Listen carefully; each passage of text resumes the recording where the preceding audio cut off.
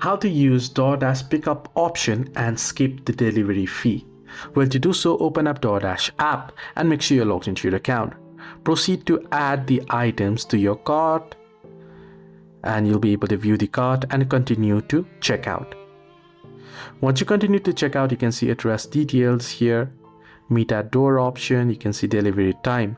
Now what you can do is, if there isn't any pickup option here on the checkout, beforehand you'll have to make sure that the particular restaurant that you're trying to order from supports the pickup option. So you can see pickup right here, right feature on your home screen. Tap on pickup, discover your neighborhood map with the new map, explore it, and you'll be able to see the pickup available near you. So you can proceed to check pickup options. So tap on pickup and then proceed to make the order here on this particular restaurant.